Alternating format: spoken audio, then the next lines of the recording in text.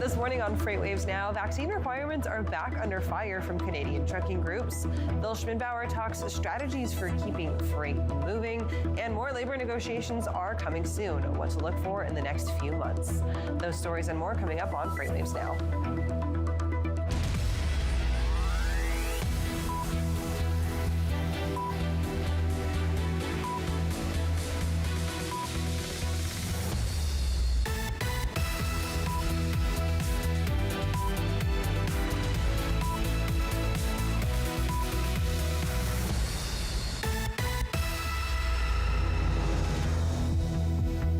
Good morning, everybody. Welcome on in to your Valentine's Day episode of FreightWaves Now. I'm Kaylee Nix here with Anthony Smith. And Anthony, are you feeling the love today? I'm feeling the love in the FreightWaves air, and I hope all of you tuning in are as well. And today we have an amazing show for you. Today we have our very own Mary O'Connell joining us a little bit later on with the Check Call Community Edition. We'll also have Tanner DeHart here standing in for Tony Mulvey on the Research Corner next hour. But first, our top story takes us back to the U.S.-Canada border, where trucking companies are at it again, taking action around vaccine requirements for the for the crossing of the border. We have Noi Mahoney to fill us in this morning. Noi, thanks so much for being here this morning. Good morning. So let's talk a little bit about this, Noi, because I felt like we were done with it, right? Like, aren't vaccine requirements old news for Canadian truckers? What's up now in the news? Well, apparently it's not over yet. So last week, the Biden administration announced plans to let COVID-19 health emergency measures expire in May, but a mandate requiring non-U.S. citizens to show proof of vaccination when crossing into U.S. borders appears to still be in effect. If you remember, the United States closed its borders to unvaccinated Canadian and Mexican truck drivers back in 2022, and the recent announcement that the health emergency measures would be lifted in May made no mention of lifting the border vaccine mandate. And so, Noi, we're looking at this. What are going to be some of the, potential headwinds coming from the Canadian side? We saw a lot of protests, things like that happen on the Canadian side. Do we see any potential for that again this year?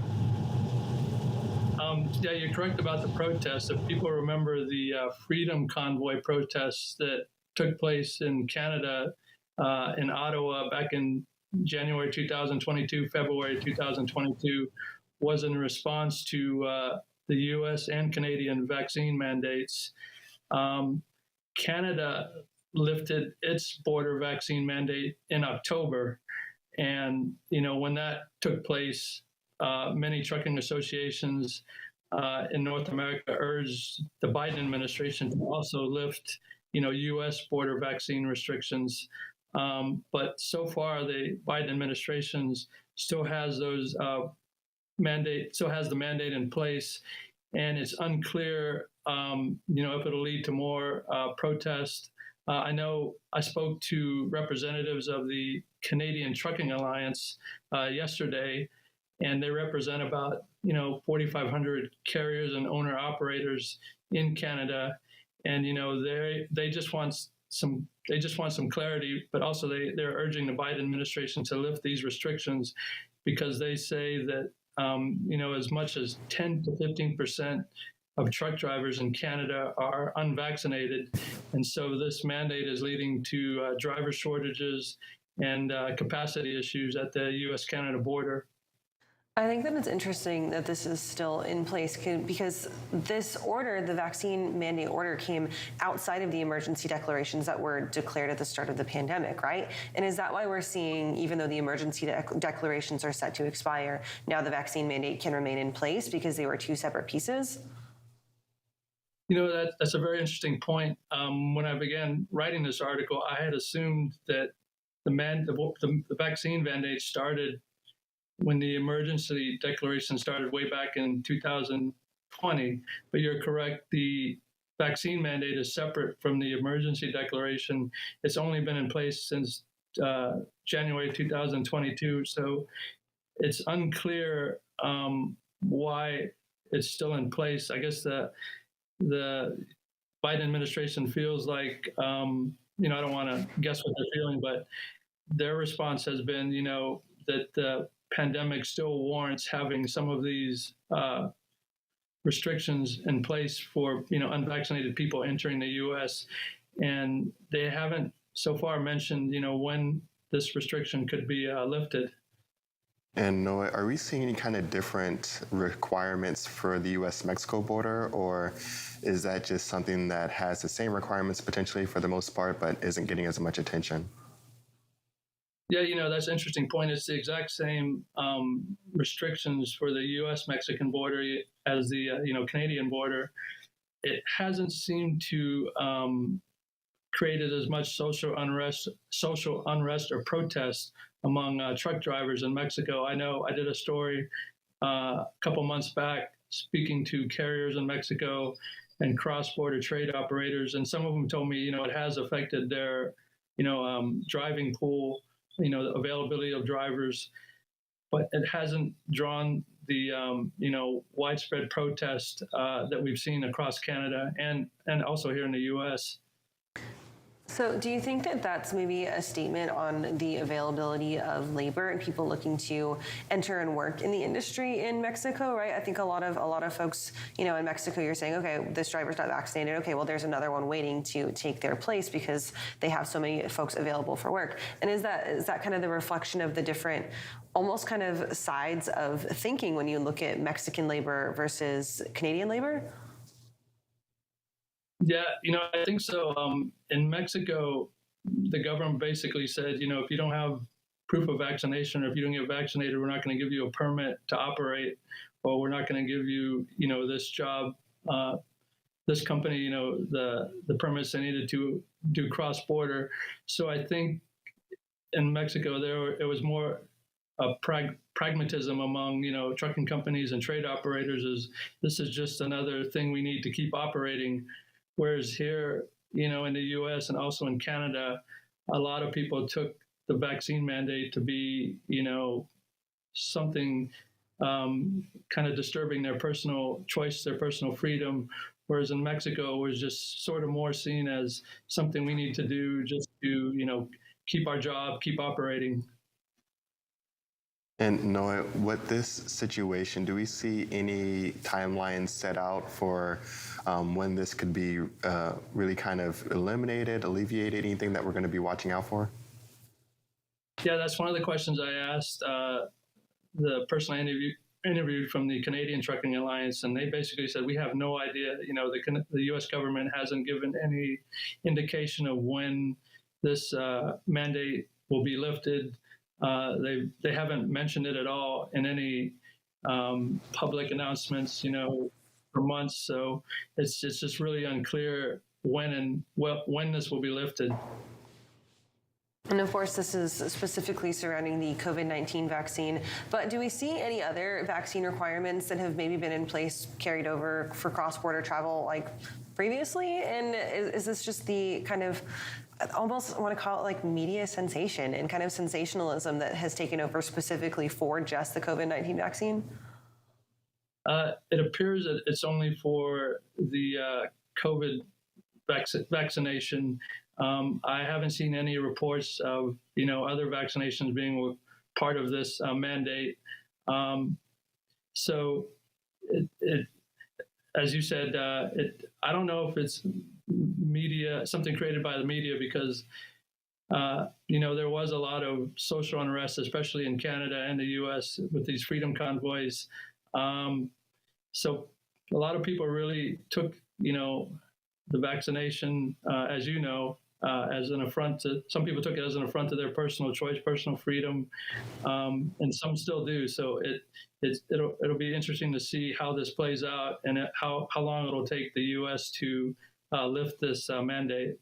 And a last question for you, Noi. Obviously, we know that there was a point in time where requirements were reciprocal for vaccination across both going into Canada and coming back. But now we're at the point where Canada doesn't have that entry requirement for vaccine mandates anymore. So if a U.S. driver who isn't vaccinated goes over into the Canadian area, the Canadian jurisdiction, are they not allowed to cross back into the United States now because they're not vaccinated, or are they stuck? No, the U.S. mandate is only for non-U.S. citizens. So U.S. citizens can cross back and forth with no restrictions. So the mandate is only for Canadian truck drivers and for Mexican truck drivers who are unvaccinated, which is still causing a lot of driver shortages, according to trucking associations for both countries. And speaking of associations, Noi, have you heard any positions from any trucking associations around this topic so far? Along with the Canadian Trucking Alliance, I spoke to yesterday. I also spoke to the independent OID, the Owner Operators Independent Drivers Association, and they also call for this mandate to end. I know Todd Spencer, the CEO of that trucking association, has said that the mandate, just adds another layer of bureaucracy, more paperwork to independent drivers. I also spoke with the Texas Trucking Association, and they also call for this mandate to end, saying, they support, Canadian truck drivers and Mexican truck drivers. And this issue has been affecting, capacity, has been affecting the supply chain. So they say, all of these associations say it's time for this mandate to be lifted. All right, Noi, thank you for the update on this, and we'll watch it as it continues to develop. Have a great rest of your day. Thank you, you too. Right now, we're going to go back over to the wall because we have our first carrier update for the morning.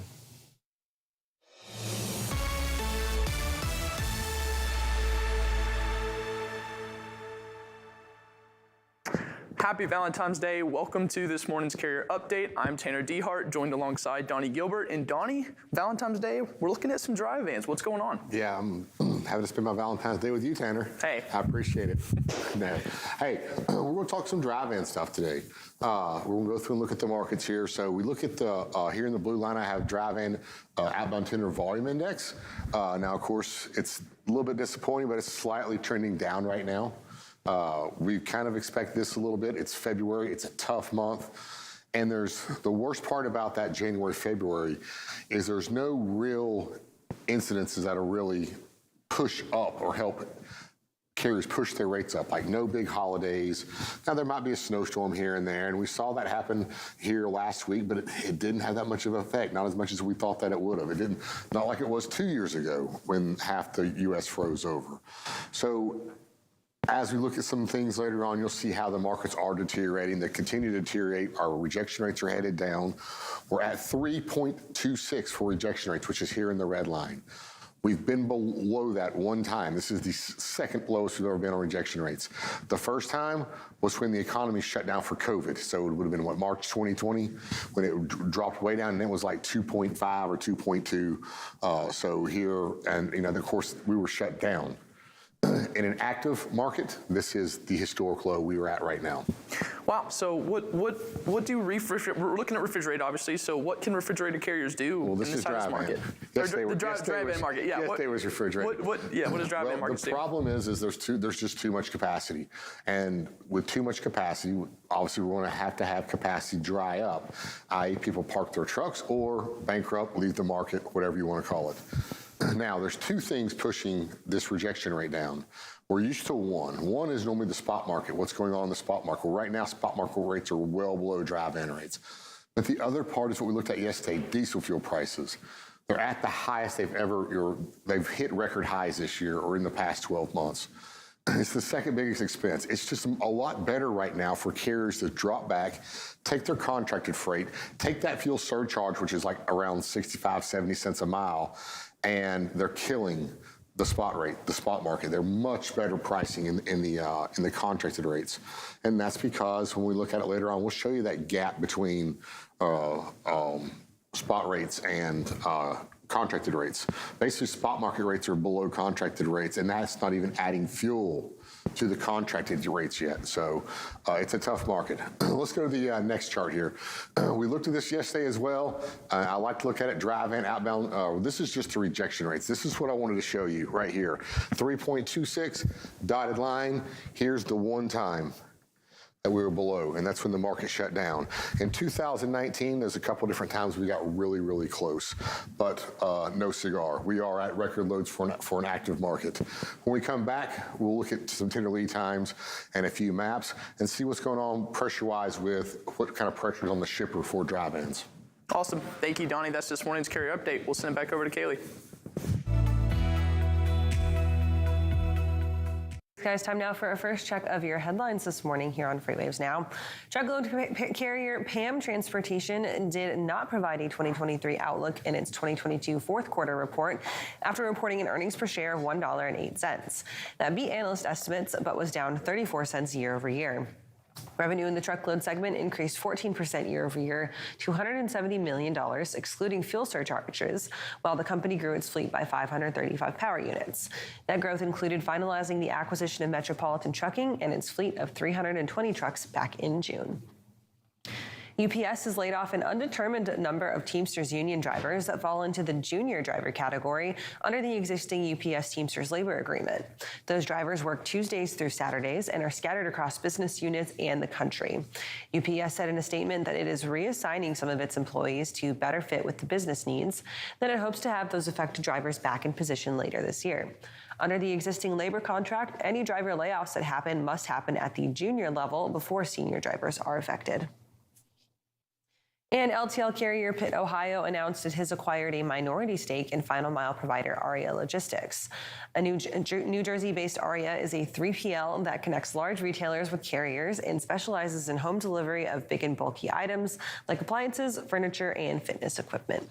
The financials were not provided, but Pitt, Ohio said it took ARIA's customer book and financial mile tech into consideration as reasons for making the investment. And you can find these stories and more by heading on over to FreightWaves.com or logging on to our FreightWaves app. Give us a like and subscribe if you're watching us on YouTube to stay updated, and of course, to follow on social media. Head on over to tv.freightwaves.com for everything else. We're going to take a quick break, and we'll be right back with our first check of weather, so don't go away.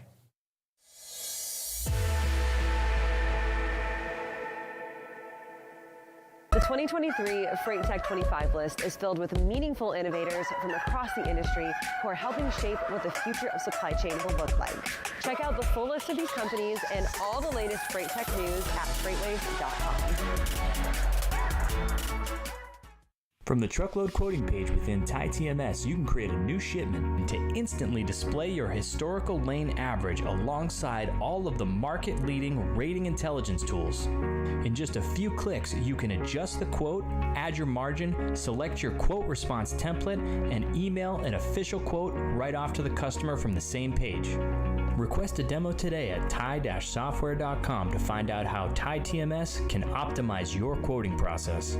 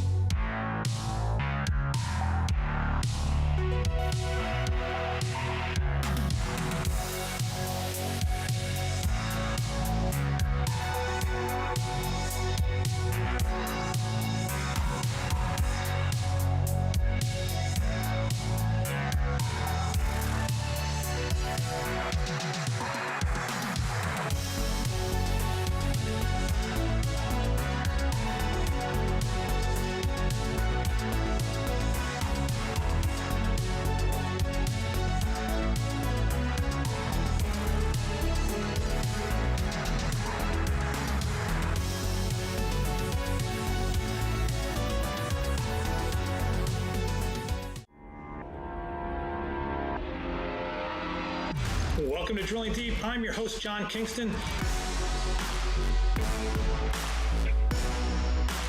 Drilling Deep is the place where we talk about oil and we talk about diesel, and you have to drill to get oil and you have to get oil to make diesel, so that's why we call it Drilling Deep.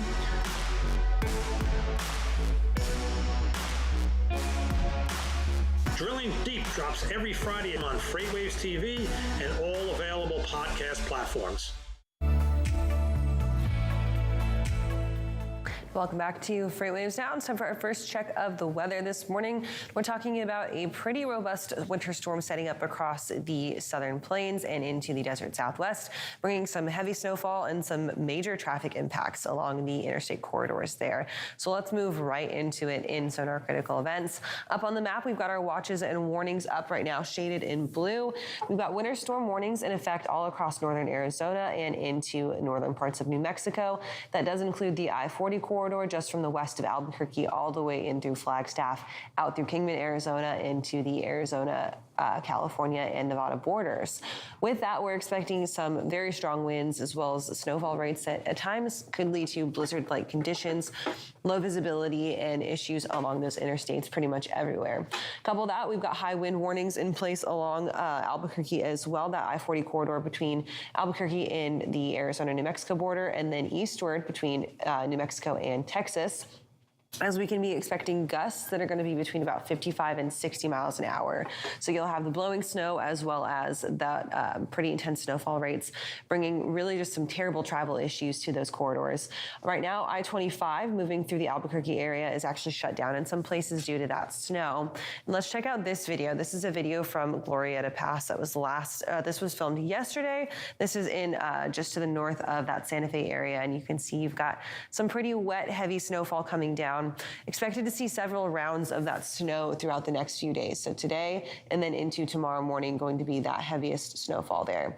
So let's turn on the radar, and you can see right now it's kind of filtering through. That heaviest snow going to be centered up to the northern parts of New Mexico and then along that I-25 corridor through New Mexico, Colorado, the border right there. But we'll get more rounds wrapping in with that moisture coming through, and it'll just kind of be an on and off period of that heavy snow for today and into tomorrow. Drivers out there just need to be super careful and take their time as they're headed through those areas. Traffic issues going to be a big deal for at least the next few days. We'll continue to talk about weather later on in the show. Right now, we're going to toss things over to Isaiah Buchanan for our first check of the social roundabout.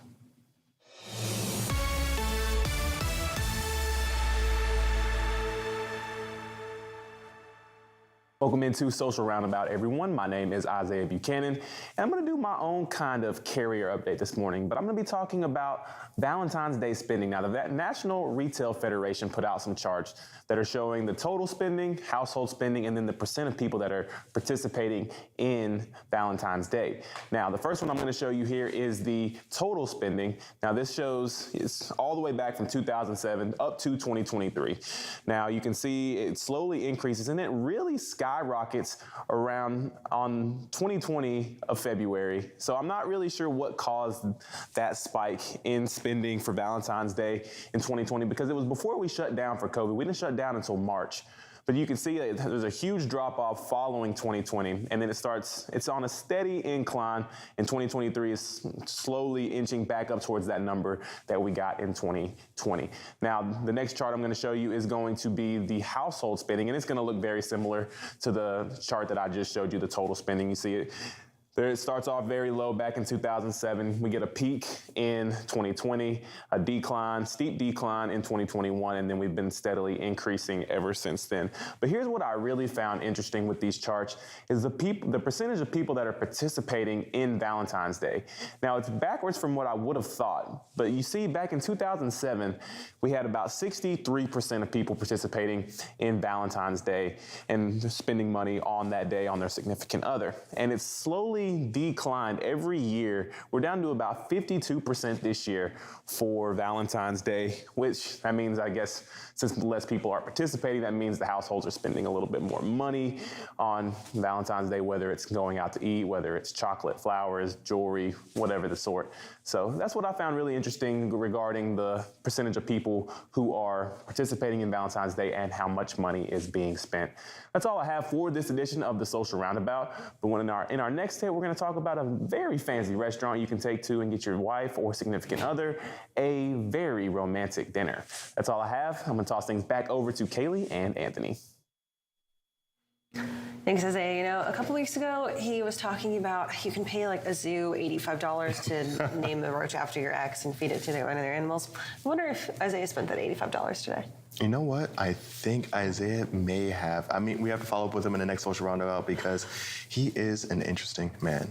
We'll talk to him a little bit later. All right, thanks for that. Right now, we're going to welcome in our next live guest. We've got our editor-at-large, John Kingston, joining us to talk a little bit about diesel prices. And honestly, you want to get someone a good Valentine's Day gift?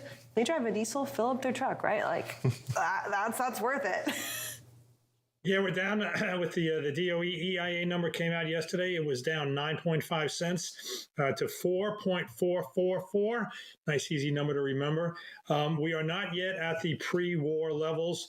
Right about the same week that Russia invaded Ukraine, that price was 4.10. But when you figure we're down about really 90 cents from where it peaked out, post-war, post-invasion, we're down quite a bit, and we're down about 17 cents in the last 2 weeks. Let me also note that a lot of the decline this week could be attributed to the price of retail falling and catching up to where the wholesale price had been. We at Sonar, we have that fuels.usa, and the fuels data series we have also is in local markets. And it's just a very simple spread between retail and wholesale numbers. But it's a good indicator of whether retail is, too high relative to wholesale. And the market's been so nuts that the retailers, they just don't cut their prices as fast as sometimes the wholesale and futures numbers have been falling. So that spread is normally like $1.10, in a kind of a previous normal world. It got as high as like 210 over the summer and the fall. It's just crazy. It dropped in the last week from around like 165 to 140. So, a lot of the decline in the pump right now is not necessarily the overall oil market going lower. It's the price of diesel kind of catching up to earlier reductions in wholesale and futures prices. So, John, right now, what are we looking at? Because it seems so volatile, up, down, up, down. Is there any kind of significant trend overall building right now in the diesel markets? I don't know. I mean, it's really kind of forced trends to be looked at almost like in 1 to 2 week blocks because it's just so nuts. In the last week, it's actually been held in a relatively, when I'm looking at the futures price here, I'm looking at a relatively tight range.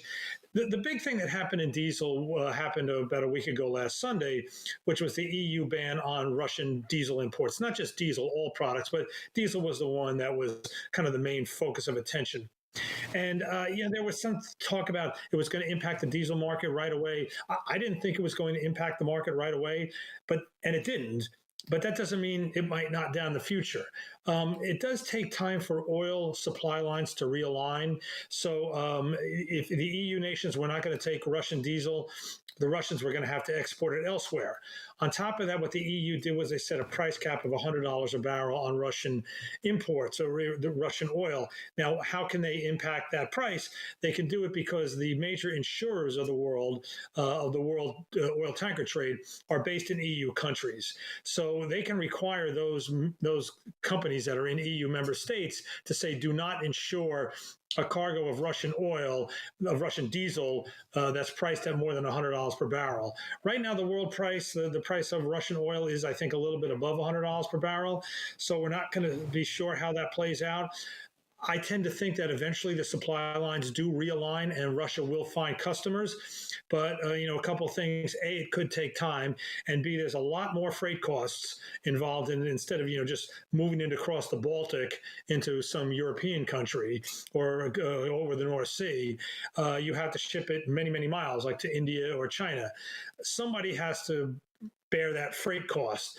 It would tend to probably be the Russians, but you can't be sure. Overall, it could lift the price of diesel because the diesel market as a whole might ultimately have to hold the burden of these higher freight costs.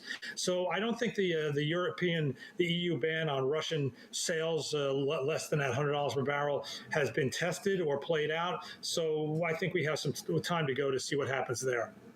So, John, I know that we've talked a lot about the effect of winter and what that would have done to our diesel markets had we had a cold winter. We had a pretty warm winter all across the United States, and we are at the point now where we are moving into that springtime period. Was there any type of stockpile put in place before the winter, before we kind of knew what the weather was going to be like to keep that heating oil up, or does that not happen? Well, there was the only real true stockpile building that went on was European natural gas. They did a great job laying in a lot of gas, and of course, because gas goes for heating, and heating oil is a distillate like diesel, and that goes for heating. Those markets are linked. The diesel market came into the winter really tight on inventories, really low on inventories. Yeah, and they've done okay in rebuilding them, but not great. I would say this. It's not too early to suddenly start talking about, and I won't say suddenly, but to start talking about next winter. By almost all measures, inventories are lower than they should be. You got some time to get back to where they should be for next winter, but I don't think I really want to go into next winter with the same level of tight inventories. I really think it was those inventory levels that resulted in everybody paying, $5.50 a gallon for diesel in October, really August through October. You really don't want that again, so we really need to build diesel inventories. The problem is, I'm going to get all geeked out here, I'm going to talk like an economist like Anthony, is that the market is in backwardation, and it has been for 2 years. In a commodity market, it doesn't have to be oil, a normal commodity market, perfectly balanced, the price rises every month. So because you're reflecting the cost of storage and the time value of money.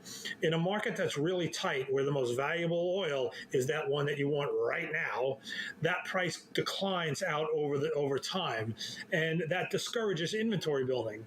That's called backwardation. The opposite of it is called contango. And backwardation has been in effect in diesel for about 2 years. So that has discouraged inventory building. The backwardation is still in place. It's narrowing. We're kind of getting there to maybe flipping into contango soon. We'll have to see. But right now, the market structure discourages building inventory. So that's a concern.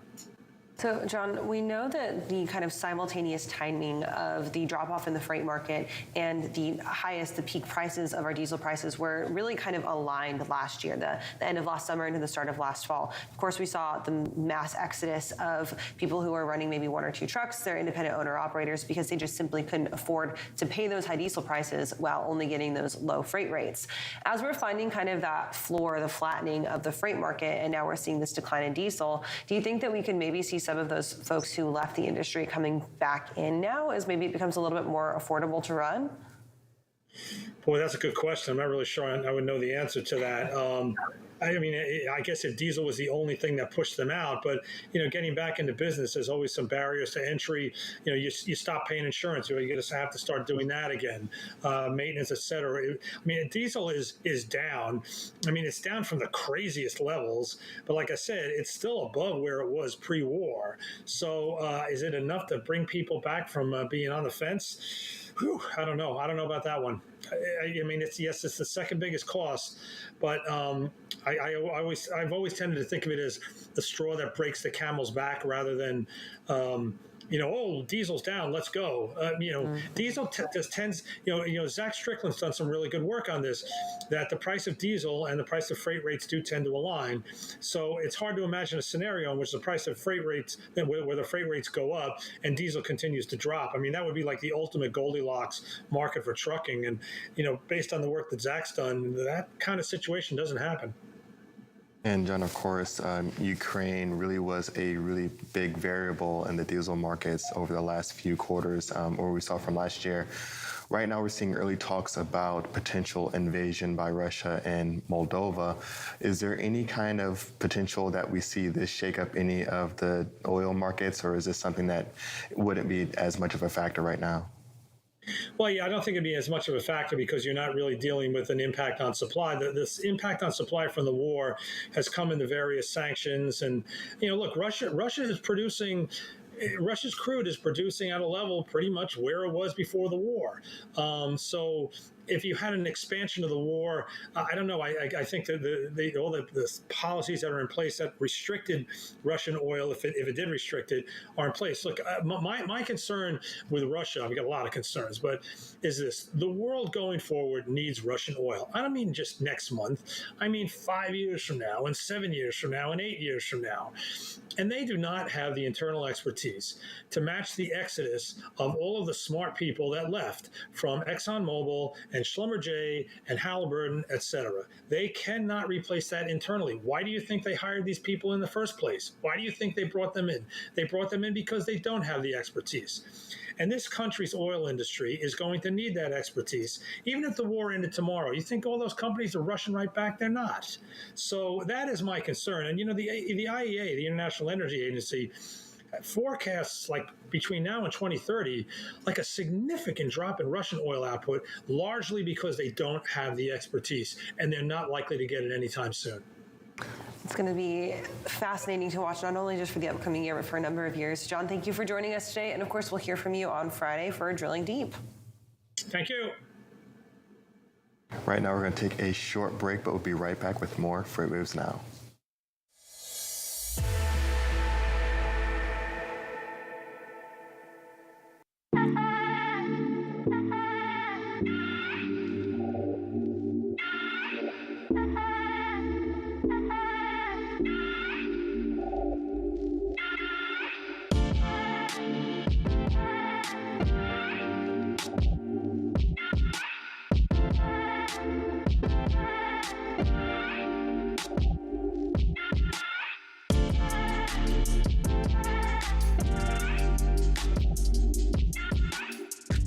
From the truckload quoting page within TITMS, you can create a new shipment to instantly display your historical lane average alongside all of the market-leading rating intelligence tools. In just a few clicks, you can adjust the quote, add your margin, select your quote response template, and email an official quote right off to the customer from the same page. Request a demo today at ti-software.com to find out how TITMS can optimize your quoting process.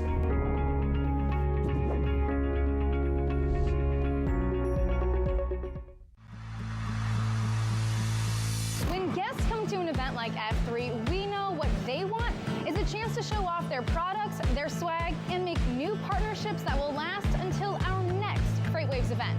But the problem is there are so many industry events, it can be so hard to find the right one to invest your time and energy in. We at FreightWaves take your investment seriously. Which is why we've brought together thousands of industry professionals in one city over 3 days to showcase all you have to offer. Because your successful connections at an event like F3 move all of us forward. Don't believe us? Join us in June.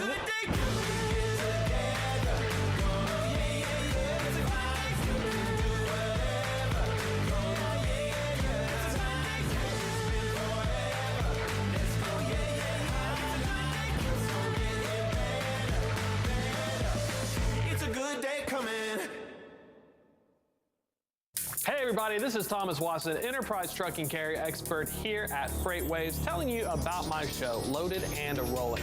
Now, it involves trucking topics for large carriers and even small ones that wish to be large.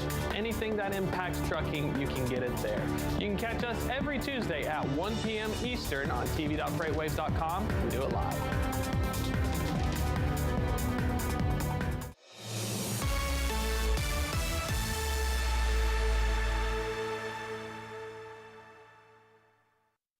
Carrier update. And Donnie, today we're going to be looking at the movement in some lead times. Tell us about it. Yeah, I'm going to back up first because I want to talk about something that would just happen here. Kaylee was talking to John Kingston about diesel fuel prices. And today was the first day I didn't bring up diesel fuel in quite a while. But she asked him a really good question, and that was, fuel prices have come down. Diesel fuel prices have dropped almost $1 a gallon from the very peak. That's a pretty big drop. Is that enough for maybe some carriers to start entering the market again? And my opinion is, well, no, only because it was super extremely ridiculously high, and now it's just ridiculously high. So we've dropped a lot, yes, but it needs to be probably about $1 to maybe $1.20 lower. We're seeing diesel prices in the Chattanooga market get down to $3.89, $3.99. It probably really needs to be below that $3 mark in a lot of the markets because diesel fuel is the second highest expense when it comes to trucking. Number one being the driver expense. So diesel and the driver, number one, number two. And then also obviously because they're paid by the mile as well. So it was a really good question. I think it needs to come down quite a bit more. And listening to John talk about the volatility in the markets, it's something that we've talked about, Tony and I have talked about a lot. And now Russia's done what they've done. I thought it would have a more of an immediate effect. John explained how that may not have an immediate effect, that the oil lines need to align and see how that's going to affect it. So maybe in a few weeks, diesel fuel might stop going down and go back up. It's only been coming down a penny a day. It needs to come down $1. That could take 3 months. So there's a lot of pressure in the diesel fuel market. It puts a lot of pressure on carriers because of how much fuel prices, how high they are and how much of a cost it is. Now, your larger carriers, we talked about yesterday with the fuel spread, they can actually make money because they're charging at the high rate. It's so high right now and they're buying it at rack. They can make profits on that spread. But your smaller guys, the majority of your carriers, the majority of your drivers out there cannot take advantage of that. And that's what's hurting them right now. But pressure on them, let's talk pressure on shippers. We see just a little bit, it peaked up here right before the end of the month.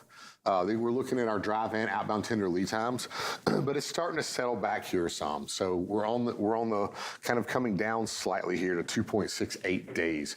So not a lot of pressure. It's being relieved. They're not going to be paying more right now. What I really like about this outbound tender lead time is my next chart. We can throw it up on a map, Tanner. I've got Texas here highlighted, Houston market 3.33 days versus that 3.68 days. You can see here some of your smaller markets, some of your really rural markets, New Mexico, Colorado, Wyoming, Montana. You see a lot of tender lead times in there. Why? Because capacity could be some real big issues out there.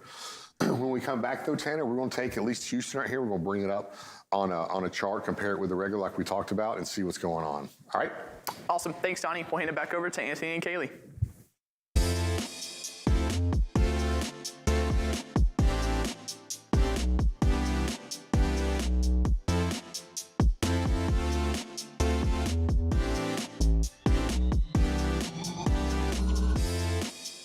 All right, guys, thank you for that carrier update. Time out for our community's spotlight, and it's Tuesday, so we've got Check Call and Mary O'Connell here.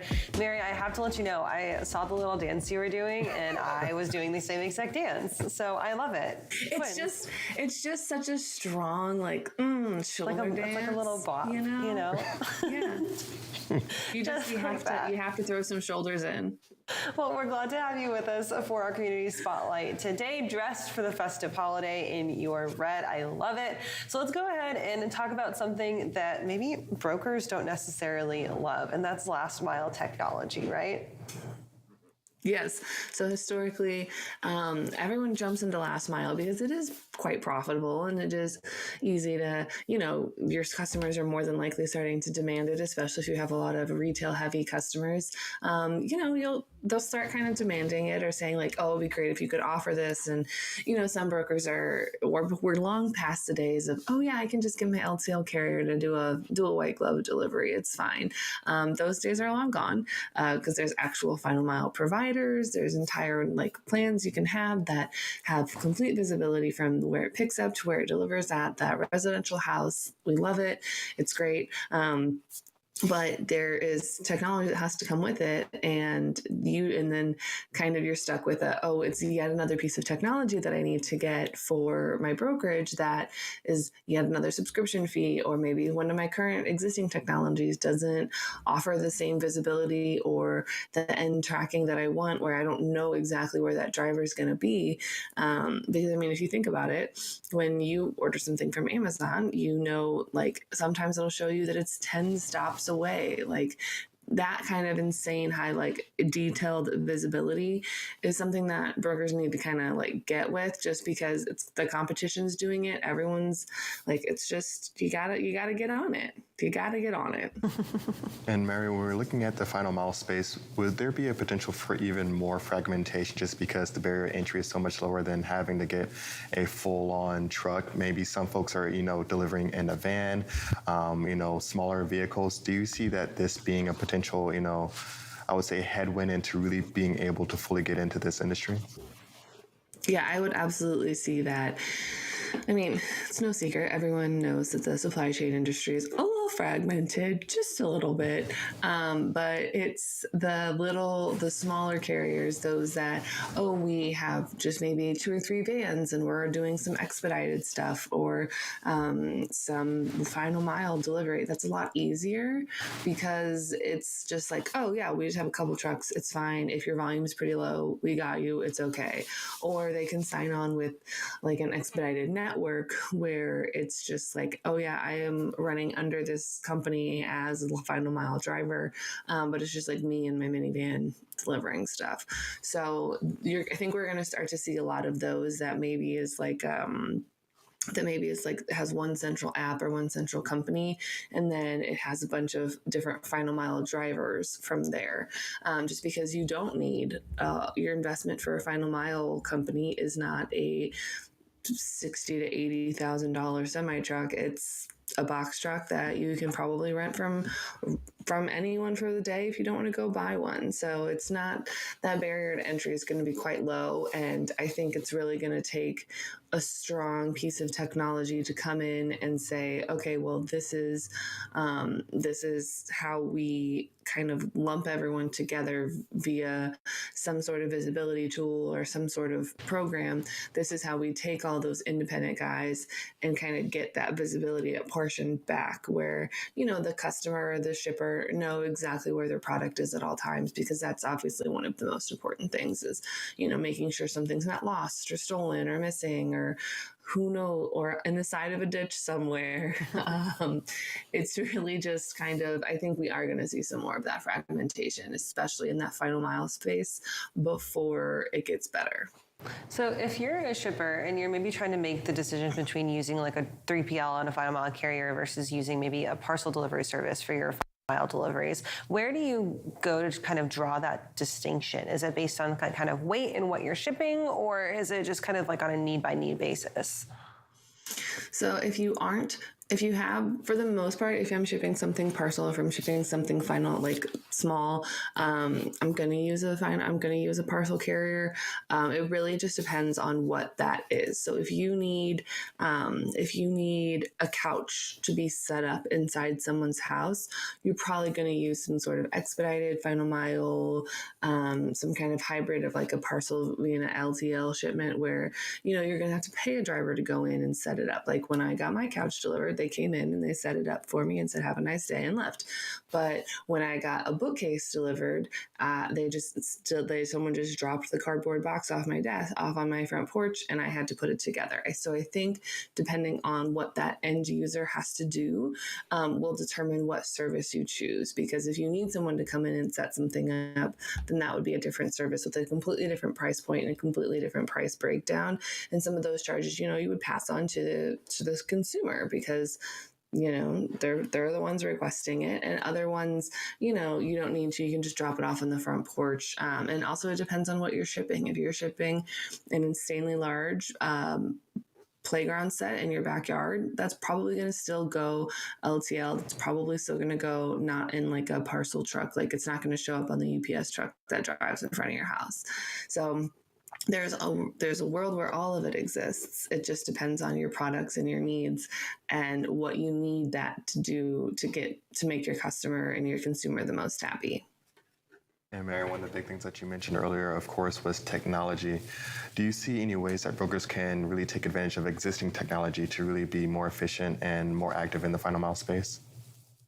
Absolutely. Look at what you have right now. What do you have right now that you can maybe tweak a little bit? Because you don't have to go full homegrown and start from the ground up and reinvent the wheel. The wheel's already there. You just got to toss it on the truck that you're driving. But it's really just going to come down to what services do you already have? If you have a great visibility tracking tool, how can you use that how can you use that for like a box truck or for those final mile deliveries? If it's just something as simple as that driver downloading an app, done. If it's, they got to download an app, we got to do a little bit of changes on the back end so that way everything flows correctly. To me, that's a worthwhile investment because you already have the tools. It's already integrated into your system. You just have to spend a little bit of time getting the back end caught up and just kind of getting everything flowing throughout your entire system for those final mile deliveries. So utilize what you have. And this could also be a great time that if you have a legacy system and a bunch of piecemeal other systems, maybe think about upgrading to like 1 or 2 that do some great things. And if you're already doing that upgrade, find out about that final mile portion if you can, because I feel like at this point in time, not having some sort of final mile offering is going to hurt you more than it would just help or inconvenience you. Absolutely, Mary. Well, great advice from you as always. And of course, it's Tuesday, so we'll have Check Call today at 12:30. Got a sneak peek of what's coming up? Yeah, we're actually going to double down on technology for brokers in the final mile space. It's going to be a good time. Just don't leave FreightWaves TV. Just keep watching. There you go. All right, Mary, thank you for that. Have a very happy Valentine's Day, and we'll talk to you soon. You guys as well. Thank you. Have a good day. Well, everyone stay tuned because we have more FreightWaves Now coming up after this. And of course, we have Mary O'Connell coming on a little bit later on in the day. We'll see you soon.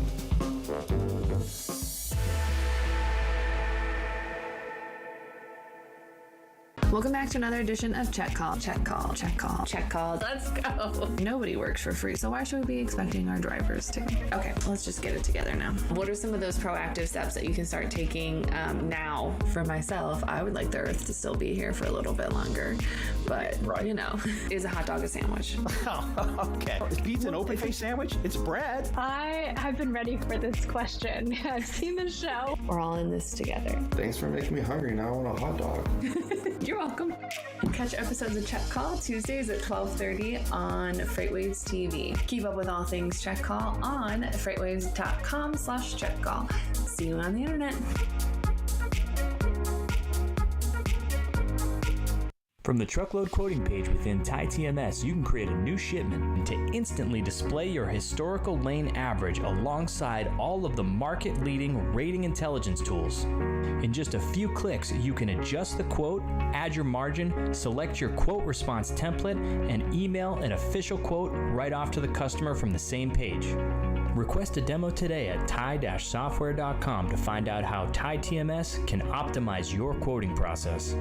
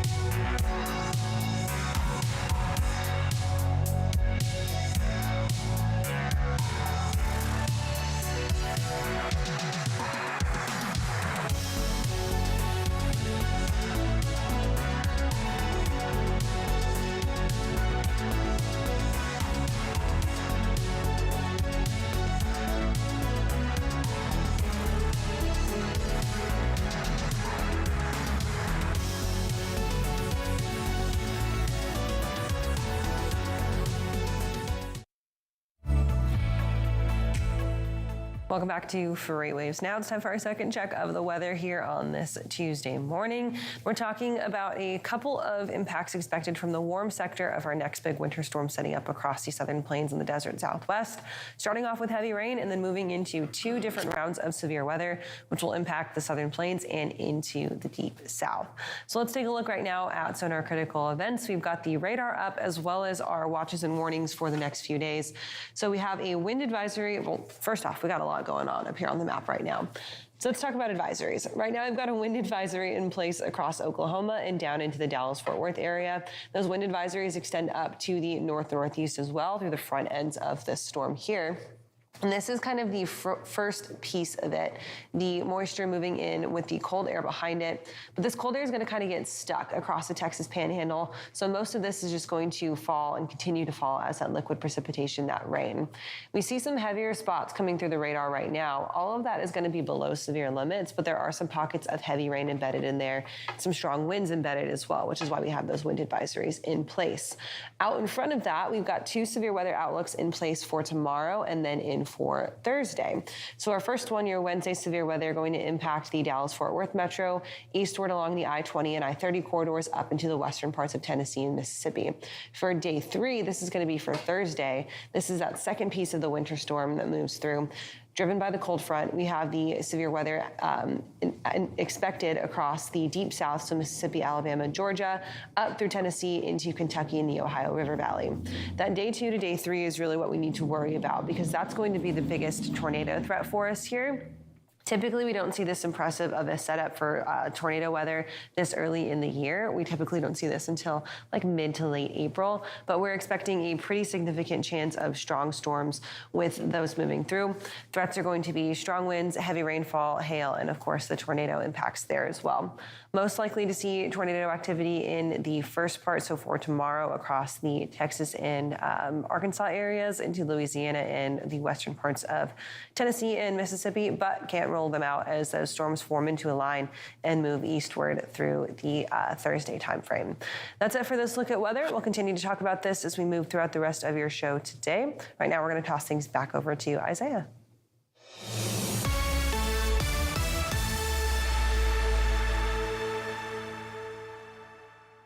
Welcome into Social Roundabout, everyone. I'm Isaiah Buchanan. And it's Valentine's Day, fellas, which means you probably need to think of a romantic place to take your wife or significant other to dinner. Well, how about McDonald's? They've come out with a special celebrity meal starting today with Offset and Cardi B. Now, McDonald's does this quite often where they take a celebrity and partner with them to make a special meal that they sell for a limited time. They've done it with BTS before as well. But this meal is going to include a cheeseburger with barbecue sauce, a large Coke, a quarter pounder with cheese, large high-C orange lava burst, a large fried, and an apple pie. And it's, like I said, it's only going to be available for a limited time.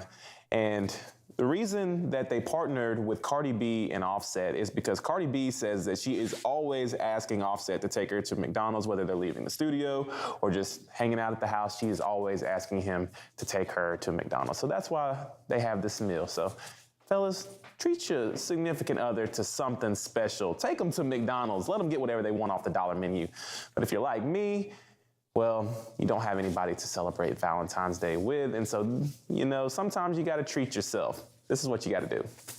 Oh my gosh, someone sent me flowers. I wonder who it could be. Me! And if you're not treating yourself, maybe you just got to get rid of a little bit of anger. Take a look at this.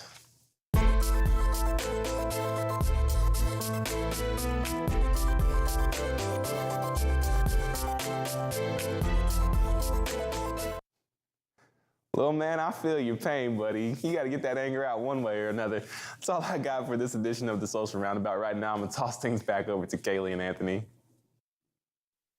Don't worry, Isaiah. Anthony will take you out to McDonald's and you'll get a large fry and a fillet of fish. Basket of fries. I mean, there should be some kind of McDonald's Valentine's Day, I don't know, kids prize. What do they do in the kids meal? I don't know. Are you saying that Isaiah deserves a kids meal instead of a fillet of fish? No, you should get a toy or something, like some kind of memorabilia. You know what? A free giveaway along with your meal. You know what else comes with a free giveaway? Global Supply Chain Week. Talk about a good Valentine's Day present is signing up your significant other to check out our biggest virtual event of the year. 3 days, incredible pieces of freight information. They might say thank you, they might say not if you get them this for Valentine's Day, but it's okay because either way, you won't have spent any money. Free to sign up. And I'm not saying this is a dating service, but it's amazing networking. So you never know who you might meet at this virtual event because it is an amazing time and it's not just full of great information, but great people as well. Not just, of course, us hosting, but all the people that contribute to it and the people that you might meet there also in the virtual booths and chat rooms. Anthony Smith going to be a matchmaker for you at Global Supply Chain vaccine week, so might as well get signed up and maybe you find love in the live chat. I don't know. Head on over to live.freightwaves.com to get signed up for a chance to win some of those amazing prizes up on the screen and deliver it to your significant other as a late Valentine's Day present. I don't know about that either. All right, we're going to take a look at the last 24 hours in freight with our market update, and then we'll be right back.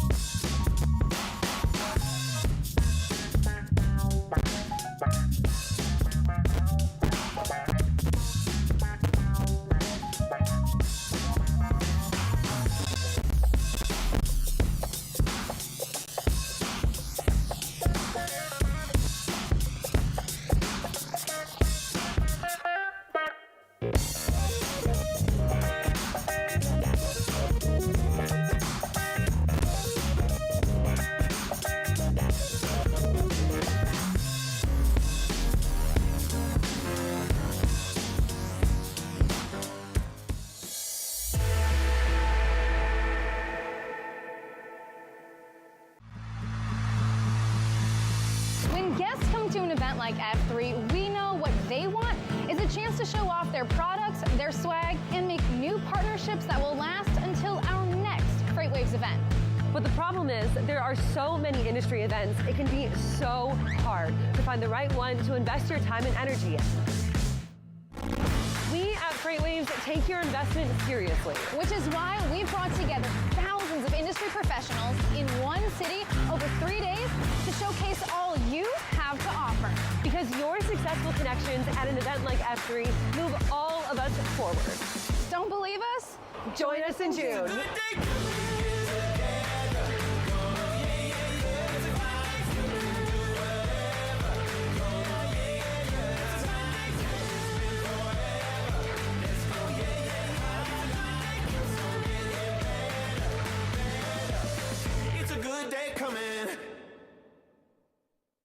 From the truckload quoting page within TMS, you can create a new shipment to instantly display your historical lane average alongside all of the market-leading rating intelligence tools. In just a few clicks, you can adjust the quote, add your margin, select your quote response template, and email an official quote right off to the customer from the same page. Request a demo today at tie-software.com to find out how TMS can optimize your quoting process.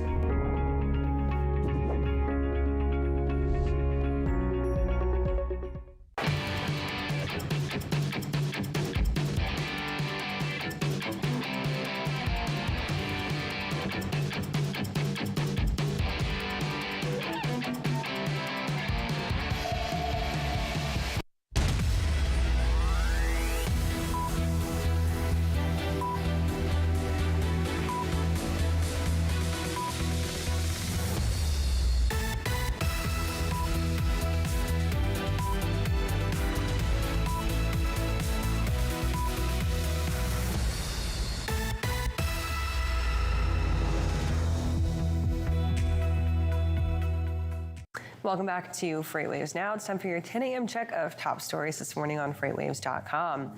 UPS has laid off an undetermined number of Teamsters union drivers that fall into the junior driver category under the existing UPS Teamsters labor agreement.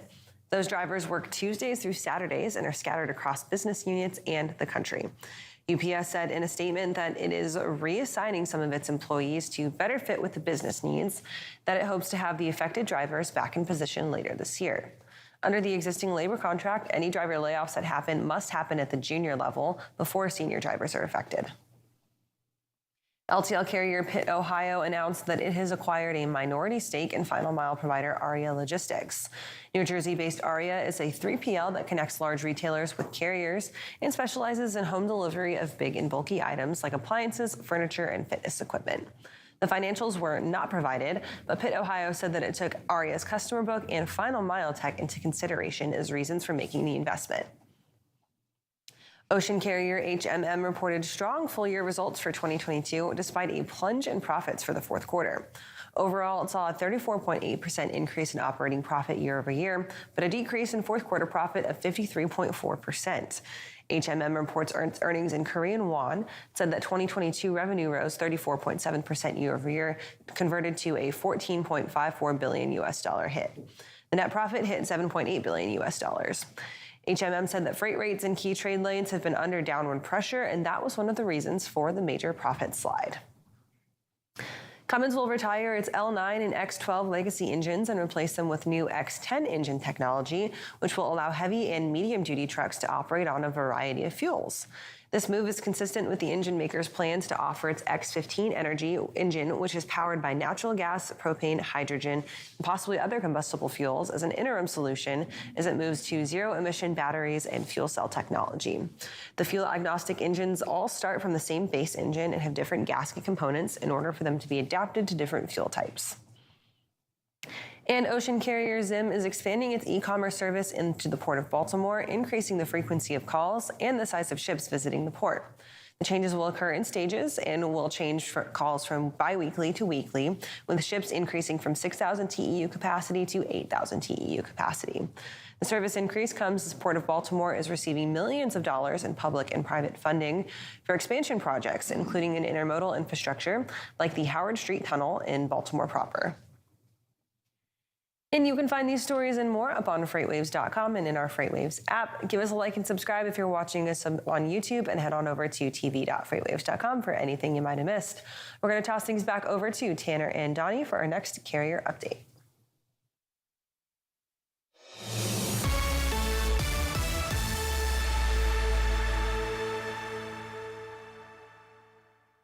Welcome back in for another carrier update. Donnie, looks like rates are on the move again. What's happening? So right here, I've got our van contract, the initial reporting. That's in blue. And then in our yellow, I'm just comparing it to our VOTRI, the rejection rates. Look at the comparison. Look how well they match. So the blue line, right now, our initial reporting, it's a few weeks behind, so we're right here at the end of the month of January, and we're at $2.56 a mile. This does not include fuel, and that'll be important on our next chart. But if we look at the yellow line, these are our rejection rates. You see them spike up here for the holiday season. It wasn't much of a spike, but it looks more defined on this chart since we're zoomed in. And then, of course, it came down, and it came back up just a little bit for the end of the month. And you see how the contract rates kind of follow this pattern. Well, where do you think contract rates are going, Tanner? You see the yellow line is drifting down, and we're going to see that right now. I ran out of time. I wasn't able to show the chart, but our change of the week for VOTRI is all red. A lot of the markets are deteriorating right now, so that's going to continue probably throughout the month of February. And spot rates and contracts both are just going to slowly tick down those rates.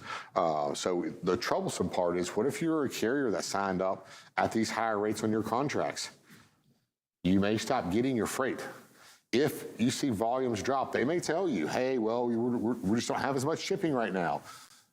Talk to them about lowering your rates. You might get that rate down. You might get some more volume back. They may not want to tell you that they've maybe moved over to the spot market for a discount. So keep in contact with your shippers. If you see things start to change volume-wise, or they're not talking to you as much, get in there and say, hey, we can adjust these rates. We realize rates are going down. The market's changing. Let's change this up a little bit. Let's get more in line to where we need to be. And a lot of your shippers will work with you on that and respect you for that, versus the guy just hold out and say, no, I'm not going to run it unless it's this. So keep that in mind. All right, next chart here. I've got our NTI compared to our freight are contracted freight. The NTI is in blue. This is the actual, the daily, and in the green is our van contracted rates. And again, you see here, now this is at the end of January, early February, 256, and spot rates, even though they're a little bit down further, 245. This 245 includes fuel. This 256 does not include fuel. And I know we're comparing just a few weeks apart. It'll trend down here some, but given within 2 weeks, and they're 11 cents lower, they're going to get almost $1 per mile higher right now, running a load that's in a contract for diesel fuel because how high diesel is. And that's why rejection rates are so low. And that's why we're going to see these spot rates continue to go down, because they're going to accept these loads, auto accept, and there's going to be less loads that are being pushed over to the spot market, which is going to, again, make them compete and rates go down. Awesome. Thanks, Donnie. That's for another carrier update. We'll send it back over to Kaylee and Anthony. All right, guys, thanks for that. We'll get one more before we're done here for your Tuesday. Right now, we're going to welcome in our next live guest, and we've got Phil Schmidbauer joining us from ODW Logistics, giving us a little bit of a zoomed-in view as to what the market is doing. Phil, thanks for being here. Hey, thanks for having me today. Good to see you guys again. Good to see you as well, Phil. And just jumping into it, there is a significant shift, I believe, in the market, especially in the warehousing space, what's going on the ground. What are going to be some of the headline strategies that we have to really kind of keep mindful of going into this now market? Yeah, I think warehousing and transportation are both kind of in a similar boat. You're seeing layoffs happen at some of the major companies, and you see it around the country. You're seeing warehouse space free up. We have a couple major markets that we operate in, and we're seeing warehousing rates start to fall, which is different than just 3 to 6 months ago. There's more space available. Rates are starting to fall from leases standpoint. People are kind of shrinking their footprint a little bit. You're seeing Amazon do it. And there's some pretty big buildings that are becoming available in some of these markets now. So it's not any dissimilar to what Donnie was just talking about with freight rates. Those are dropping as well. It's a different marketplace. And I think Donnie brought up a very good point when it comes to spot market and carrier contracts and what carriers should do. I think not only should carriers stay tight with their customers, but customers need to stay tight with their carriers as well and say, hey, look, I know we got you on these high contract rates. Don't burn the relationships, I guess, is where I go with that. Because when the market does tighten up, you're going to need those relationships. So it's still a relationship business, and whether it's warehousing or freight, maintain those and don't burn those bridges. I think that warehousing piece is something really interesting to kind of zoom in on, right? We saw John Kingston talk to us last week with his jobs report for January that warehousing and truck transportation, that's job sector, was still doing fairly well when we saw it in the numbers. And it feels like a lot of folks are reporting for the end of 2022, rates still staying high and vacancy rates still remaining very, very low in those like 2 to 3% range. Is that now going to change as we continue to move into the bulk of the first quarter, well, the end of the first quarter really, and into the start of the second quarter? And is this kind of a lagging indicator behind the trucking market? Yeah, I think so. We feel like being mainly in transportation, that's where I feel like from my perspective, I feel like transportation is kind of ahead of the warehouse industry, right? You're starting to see that where those rates continue to go down from a transportation, and it truly is, I think, a lagging indicator on the warehouse side as well, that, more space available. Rent rates were tripling out in Southern California just 6 months ago, and now it's like, space is becoming available. People are starting to move space a lot easier than they were in the past. So I absolutely think it's a lagging indicator, and it's not always a great news for the economy when these things start to happen, but it's just all about companies being prepared. And the more information we can give to our customers and to our partner carriers out there, and to people in the industry that we're servicing, I think the better prepared they can get their businesses for what's coming in the economy. And Phil, when we're looking at that warehousing space, what are going to be some of the biggest variables that you think are really going to be impactful moving into the next quarter or so? Yeah, so when you think about warehousing, there's public warehousing, and then there's like contract dedicated type warehousing where somebody's into a 3-year lease or 5-year lease, right? So it's all about where you're at in your lease and where you're at. It's expensive to move, right? Even in public warehousing, it's expensive to transport and pick up and move to a different location or a different, you can't just move out of Southern California to Phoenix. It costs you money to move that stuff, that inventory. You got to find the right partner. And you also got to be careful that somebody isn't promising you that they can deliver something that they don't deliver. So I've seen that happen before as well, where somebody says, well, we've got this bid, and somebody said, hey, we're going to be able to lower your cost. And then you go through all of that expense to move, and guess what? They don't deliver what they said they were going to deliver. So warehousing is a much more strategic play. I always caution people to be very patient. I'm a big advocate of simple. So from my standpoint, simplify your network as much as you can, and only add complexity when necessary, because complexity just adds hidden cost, and it's really hard to predict that. So maybe some 3PLs, some companies started to dabble in the warehousing space as we saw rents be high. Is this like kind of, okay, let's get into that sector and see if we can make some money? Do you think that now, if they chose to make that choice, there's the potential for them to be in trouble if we're seeing this trend start to appear in the warehousing sector where space is loosening, rents are coming down, maybe your 3PL invested and they got in a little late and now they're going to have to deal with that loosening market?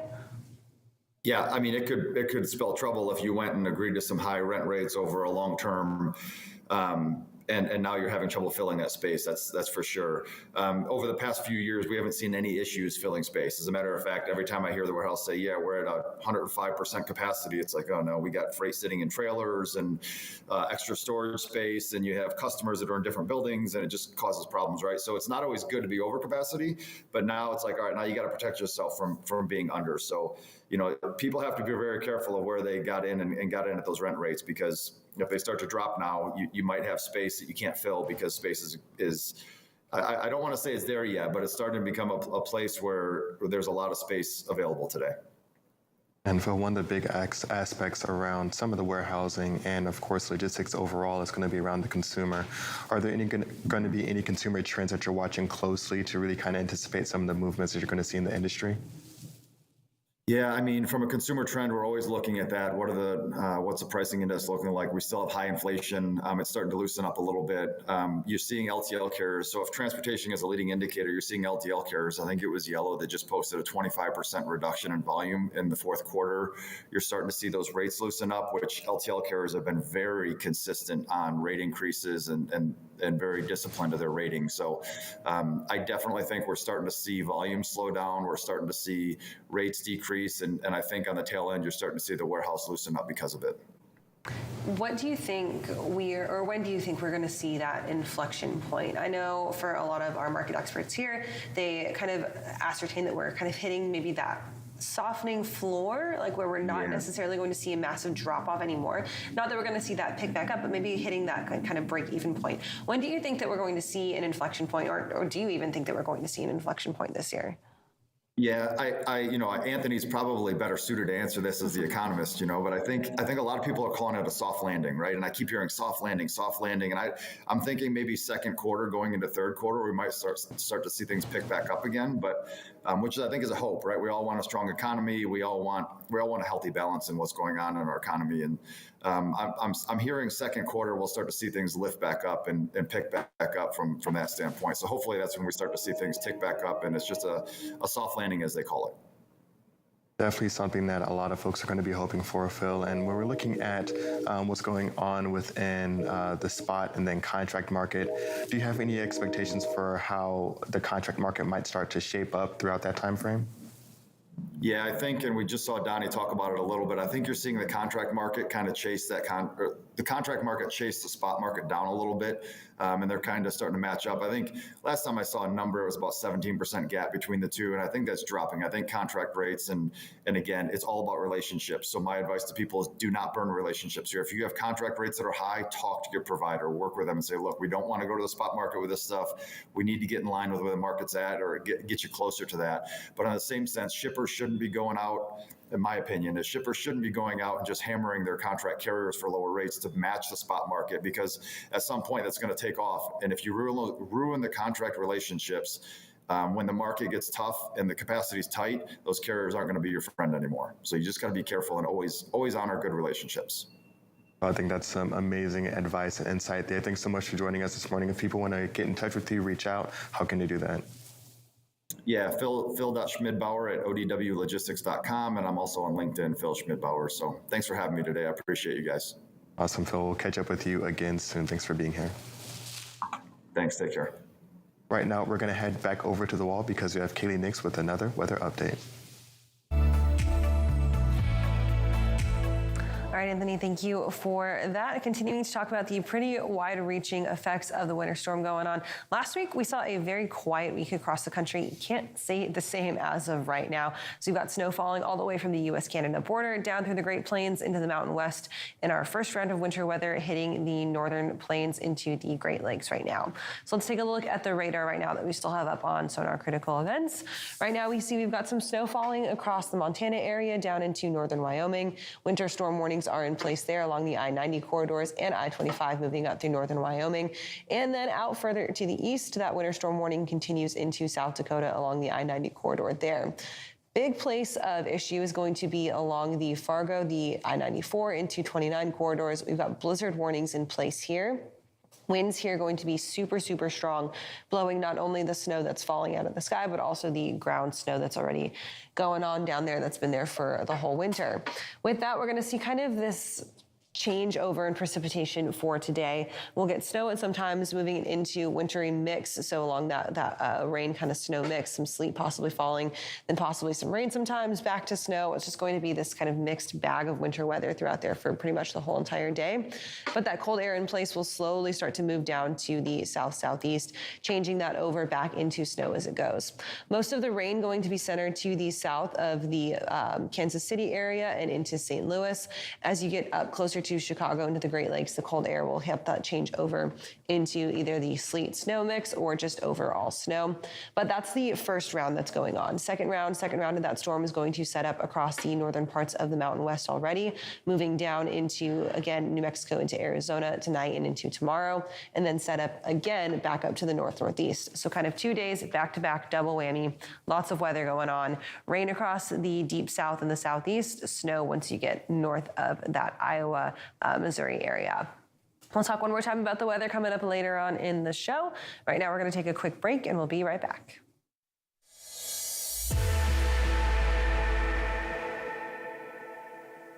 The 2023 Freight Tech 25 list is filled with meaningful innovators from across the industry who are helping shape what the future of supply chain will look like.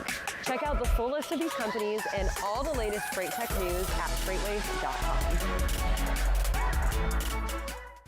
From the truckload quoting page within TieTMS, you can create a new shipment to instantly display your historical lane average alongside all of the market-leading rating intelligence tools.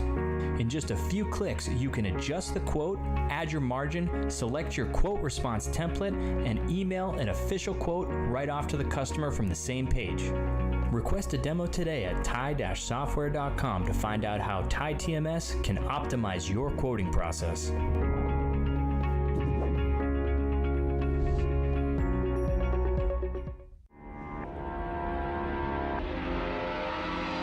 Welcome to Drilling Deep. I'm your host, John Kingston. Drilling Deep is the place where we talk about oil and we talk about diesel, and you have to drill to get oil and you have to get oil to make diesel, so that's why we call it Drilling Deep.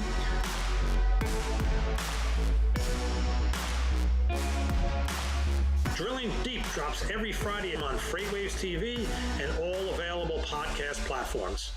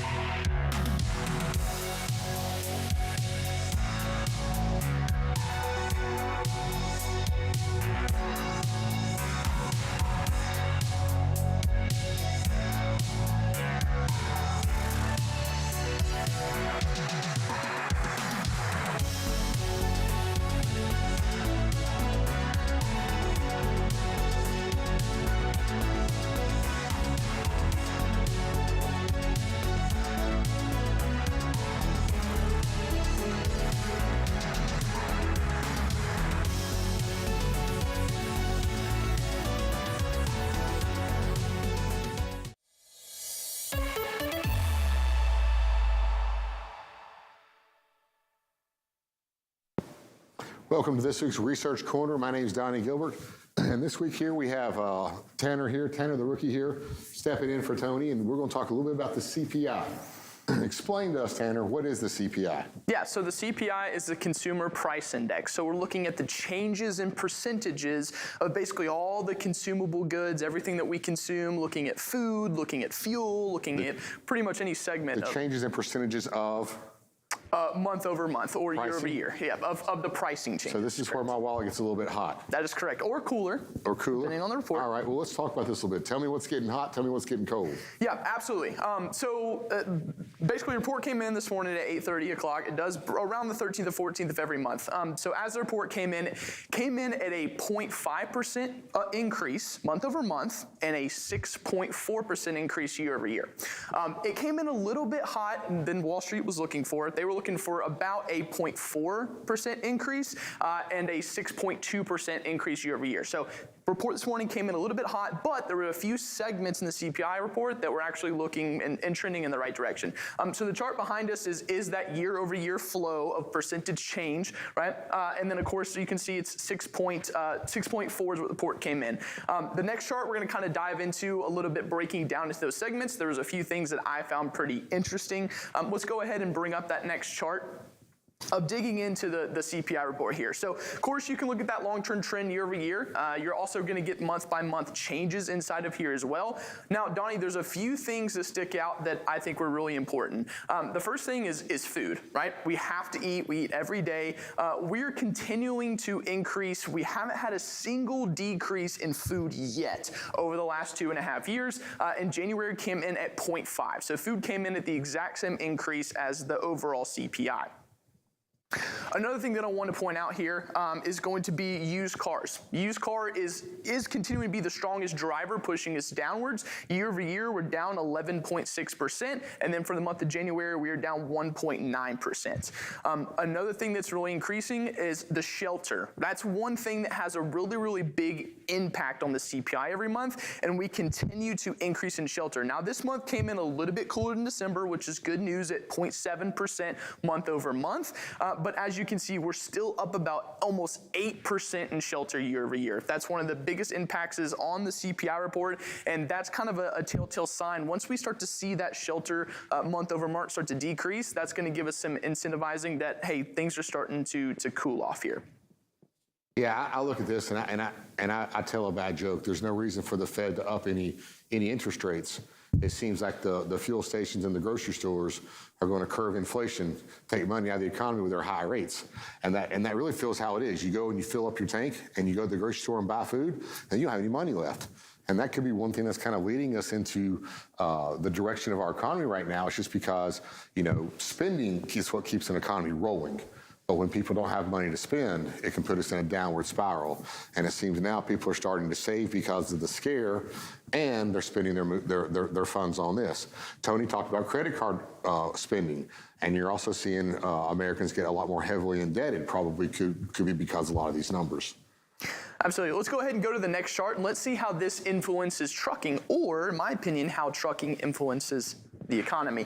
We're looking at we look at this all the time, right? It's the outbound tender volume index. So this is the demand for capacity in the market on a 4-year basis. So you can see the green is 2022, the light blue is 21, orange is 2020.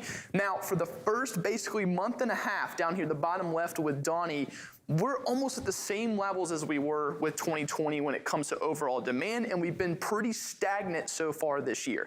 So that demand has definitely dropped when it comes to the overall demand for a truck or the moving of consumable goods on the truckload market. We're almost at a 4-year low for the last 4 years here, and so obviously trucking market leads the economy by around 4 or 5 months. So honestly, this is a good sign, in my opinion, for maybe what's to come. I think we might eventually start to lead into a little bit of deflationary as we kind of start to head into the spring and summertime. So this is kind of what we need right now. What else is it going to take to get maybe this to pick back up some? I mean, I like to see, I'm more on the side of the trucking companies. When it's hot, and it seems like everybody's doing better. Absolutely. Let's look at one more chart here. Let's move on to how this affects rates, right? So we're looking at the NTI, so the National Truckload Index. As of this morning, it was at $2.46. You can see this steep decline we've had since the beginning of the year. And then I've also overlaid the NTI forecast. So this is FreightWaves Sonar 28-day rolling forecast. We have a little bit of a spike up here, which is interesting over the next few days. I'm not sure what might influence that, but you can see over the next 28 days, we're expecting it to drop another 18 cents down to 228, which is what you talked about earlier in the carrier update. So we can expect as rejections continue to fall, we can expect that national average to follow it. So the big question is, everybody talks about 2019, 2019. That's it. 228, 220, 228. That's where we were in 2019. So we're going to revert basically back to this. You're looking at that contracted rates are going to probably fall back all the way to where they were in 2018. Absolutely. Awesome. Well, that's another iteration of Research Corner, and we'll be back shortly right after the break.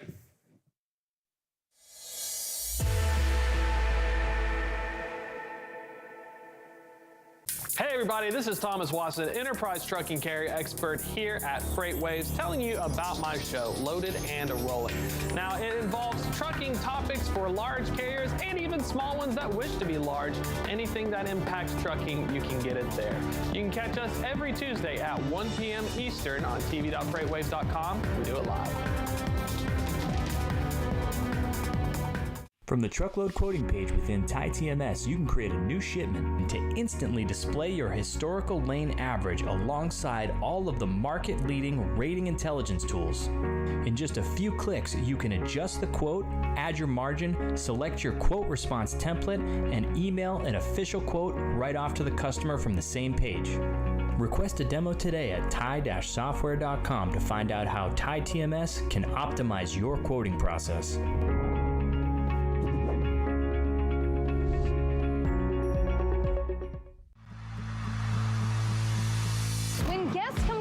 Like F3, we know what they want is a chance to show off their products, their swag, and make new partnerships that will last until our next FreightWaves event. But the problem is there are so many industry events, it can be so hard to find the right one to invest your time and energy in. We at FreightWaves take your investment seriously. Which is why we've brought together thousands of industry professionals in one city over 3 days to showcase all you have to offer. Because your successful connections at an event like F3 move all of us forward. Don't believe us? Join us in June.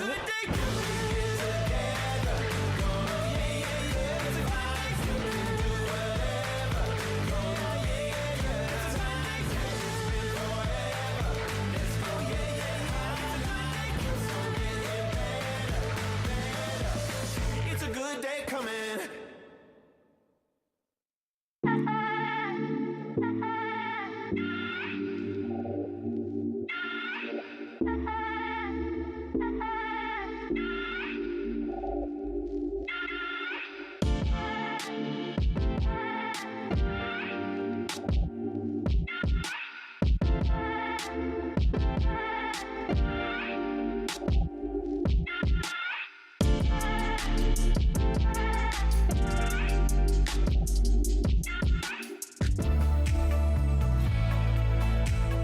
Welcome back to FreightWaves Now. It's time for one final check of your weather here this morning. We're going to look a little bit farther up against the Pacific Northwest and the Northern Great Plains to talk about what is coming for our second round of winter storms that's going to set up the later half of this week. So let's move right into sonar critical events. Still advisories basically running rampant everywhere, all the way from Washington down into Oregon. We've got wind advisories, we've got winter weather advisories, we've got winter storm warnings in place. Folks everywhere from really the northern parts of Oregon to Portland, down the south along the coast, into Northern California, out into the mountains of California, and then into Nevada. This is where we're going to be seeing winter weather in here today. We've got freeze warnings in place for the California coast, down the Salinas area, along that US 101 corridor, including the San Francisco area. Temperatures going to get down below that 32-degree mark for tonight and into tomorrow morning. And then further out to the east across Nevada into Utah, wind advisories and winter storm warnings in place as that snow starts to fill in. The snow is going to really start to fill in from the northwest down to the southeast, bringing the second round of winter weather across northern New Mexico and Arizona today and into tomorrow. Tomorrow going to be another day of really widespread snow showers and some strong winds. So because of that, we've got winter storm warnings in place across the I-40 corridor from Albuquerque westward in across Flagstaff and then down to the California, Arizona and Nevada borders. Further out to the east from there, our first round of heavy snowfall moving up across the southeastern corner of Colorado right now. Mixed precipitation, but that snow filtering in as we've got some cold air in place. Again, winter storm warnings in place there. And then lots of heavy rain going on in the warm sector of this first storm here moving through right now. Heavy rain from Kansas down through Oklahoma into Dallas. You'll get some clearing across Texas today, and then that snow in the second half will wrap in starting tomorrow afternoon. And ahead of that, the severe weather threat extends across eastern Texas and into the deep south for your Wednesday on into Thursday. So pretty active weather for us for the rest of the week, and we're going to continue to watch that here on FreightWaves as we move through the later half of the week. Right now, we're going to toss things back over to Isaiah for our final social roundabout.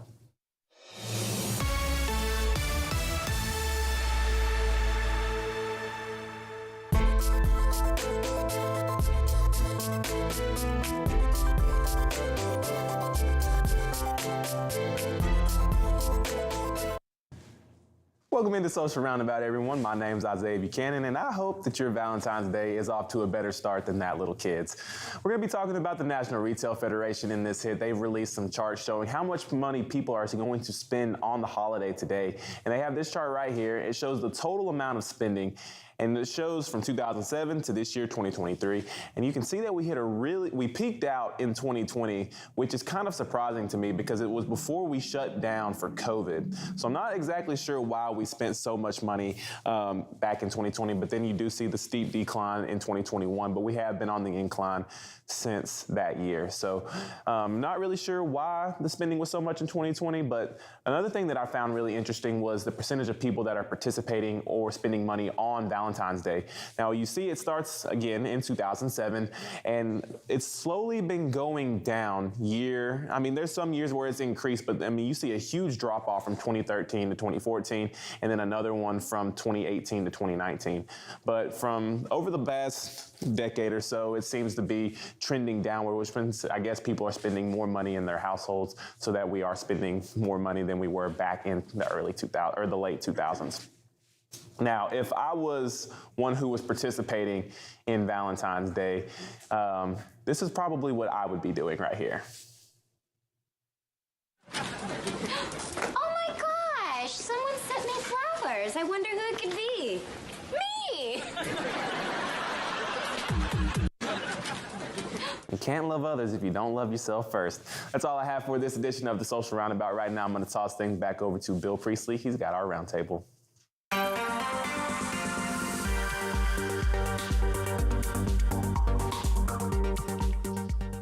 And welcome into the round table, and perfect topic for Valentine's Day today. We're going to be talking about labor relations, and of course, many things happening in this past 6 months, and looking forward also in this 6 months as well. Lots of things that could happen on a number of different areas in the freight universe. And joining us to talk about it is Paul Brashier, the VP of Drayage and Intermodal at ITS Logistics. Paul, thanks so much for joining us. Hey, Bill, appreciate you having me today.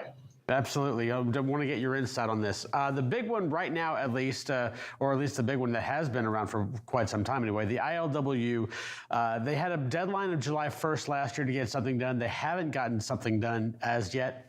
I've talked to a number of maritime people who say they still expect this to kind of last on a few more months or so before perhaps Congress might get involved out there. What's your take on that particular situation right now, as this is just, again, kind of a continuation of what we saw with rail last year, and also with rail going to Congress, does the ILWU want to go that far as well?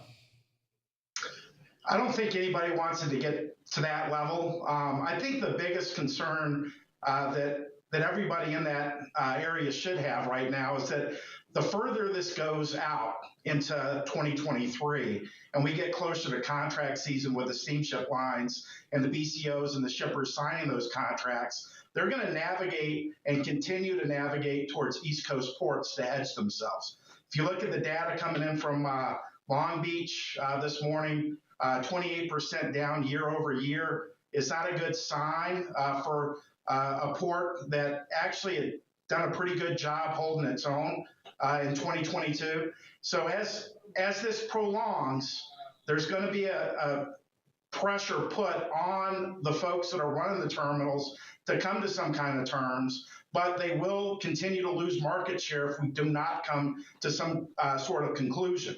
Now, we're already starting to see a little bit of workage slowdowns in this area, and that might continue to go as well as we get into 23. But the biggest concern right now would be that freight moving from the west to the east.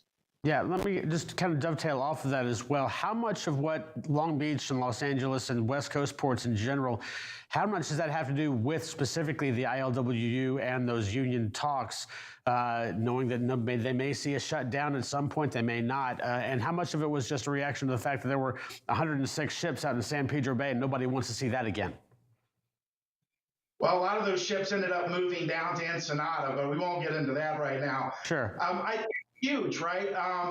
If our clients are talking to us and planning out 2023 into 2024, coming out of what was a very, very challenging, 2-year spat as we navigated some just crazy times in supply chain, that still resonates with them.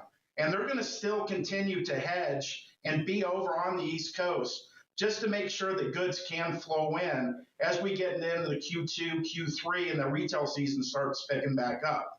Now, there's some infrastructure that was put in place prior to that's going to continue to rest on the West Coast, and with transit times and where the spot market is and just cost to move from East Asia, they'll still continue to flow freight into the West. But as companies start building infrastructure on the East Coast and they start getting used to their supply chain navigating through the East Coast, that freight will not come back. And we're just talking about current business right now and current supply chains and current industries. If you start looking at some of the new and upcoming industries that are coming to the U.S., I point out electric car batteries, electric EV manufacturers, some of the more trendy, cutting-edge manufacturers coming into the United States. They're starting to set up operations in the Southeast primarily. And those industries will not go anywhere as they make their decision-making on where are we going to go to do business in the United States. That makes a whole lot of sense there as well. Let me take one more sticking point that perhaps might be across the board here. Obviously, this happened with rail, and it looks like it's happening with the ILWU as well, in that both sides seem to be advocates for safety and efficiency. But at the same time, technology is coming along that is starting to make things more safe and more efficient than the human element can. How does that change the negotiations, especially with the union, in the fact that they want to save jobs, at the same time they want to keep things safe and efficient? I would think this comes down to getting to the table and discussing things. This goes back to the 18th century, right? The Industrial Revolution. There's always going to be phasing out of certain jobs and certain trades in the industry. But as you provide more tech, more visibility, I mean, there's a myriad of things that can be done in just the infrastructure build out for storing containers, visibility of containers moving through the terminal systems, off-site locations for managing empties, chassis pools, etc. There will always be something to pivot to, and we have to be malleable as we advance as a society, as we bring more technology into play, because there will always be the need for a human element there. It's how do we adapt as humans to that need? Yeah. Switching gears a little bit, obviously we were at the kind of the back end, if you will, of the ILWU negotiations, but also LTL is starting their negotiations soon. UPS has a deadline coming up of August the 1st. Both of those situations have proven to have some nasty spats back and forth already before things kind of really get started as far as negotiating is concerned. With those, just maybe a comment or two on trying to light the fires early in this negotiation period. Is that good for either side? I think it is. And to pivot and to stay on, kind of topic, you're seeing what's going on the East Coast right now. They're actually entering into talks early in the negotiation period to stay ahead of this. And it looks like they're going to be able to navigate it a lot better than the West Coast. Again, that's going to put some pressure on the West to come to some sort of deal because volumes aren't there on the West Coast. I feel like a lot of the ILWU has probably lost some leverage with the decrease in volumes that we've seen in the West Coast, and the folks on the East are starting to take advantage of that. Yeah, so let's look at that as well. One point that is going to be made across the board with any labor relations negotiation at this point is, of course, the fact that we're losing much of the workforce due to the fact that it's retiring. The baby boomers are leaving the workforce numbers are going down, yet that makes the human element much more important because obviously one human becomes much more valuable in that as well. Does that factor at all into the fact that the longer these things go, the more people are leaving the workforce? Well, the one positive thing about ILWU jobs is that they're very, very good paying jobs. And with that being taken into consideration, I feel like there will always be a steady trend of workforce participation in that area. And, there's another thing that, could probably offset that as well. And that would be, tightening up and bringing our immigration policies into the 21st century, because at a minimum, there could be some lift there if there's some population demographic changes in the U.S. to offset any labor issues. Yeah. So as we kind of look at these areas, and obviously every labor negotiation is different, but as you look at them, maybe what's the one sticking point, the one concession, the one area that's going to be the toughest to try and mitigate between, say, for instance, the LTL and their unions, and as well as UPS and the unions that they're dealing with? Pay, and that where we are right now with inflationary pressure, cost of labor is going to be huge. And that's going to be a concern of ours and the overall economy is what are we paying for labor right now? How is that affecting inflationary pressure throughout the supply chain and the U.S. economy? One other thing, too, that's a pretty big sticking point is the automation. Long Beach, for instance, has a lot of automation. There's a lot of other terminals on that West Coast that aren't at that level yet. And, this 21st, bringing things into the 21st century, automating, getting more efficient at the terminals and ports, that's going to be a sticking point too. And those are the two biggest concerns that we're going to see probably heads butt on as we get into Q2 of 23. We've got about 1 minute left here. I'm going to throw one quick kind of hit or miss question to you. As you look at these three different negotiations that are going on, the ILWU, the LTL, and UPS that are just getting started, best guess as to which one of these is going to be the toughest to get through in terms of either being on deadline or at least getting into a situation where Congress isn't involved as far as the ILWU is concerned? I think ILWU will probably be the most difficult. I think that both sides don't have a lot of pressure being put on them from a capacity standpoint and a demand standpoint right now. So that gives them a little bit more latitude from a time period. That's a great point. On their, kind of options. Where these other things that you brought up, I think there's a lot more volume density there. It's going to cause people to go to the table a lot quicker. So until we see volumes tick up, if this gets into Q2, Q3 of 23, I think that'll be where we start seeing pressure if we don't come to a deal here soon. But again, to call out, we are going into contract season, and I think it would be beneficial to all to probably get that done for the West Coast prior to that contract season coming up. Paul Brashier, VP of Drayage and Intermodal at ITS Logistics, thanks so much for joining us. Appreciate it. Thanks, sir. All right, we'll be back and take a short break and come up with more FreightWaves Now right after this.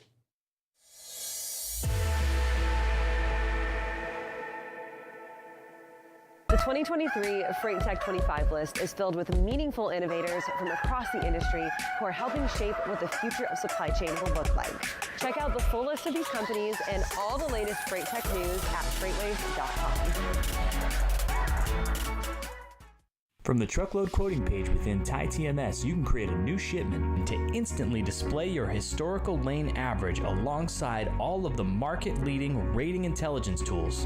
In just a few clicks, you can adjust the quote, add your margin, select your quote response template, and email an official quote right off to the customer from the same page. Request a demo today at tie-software.com to find out how TieTMS can optimize your quoting process.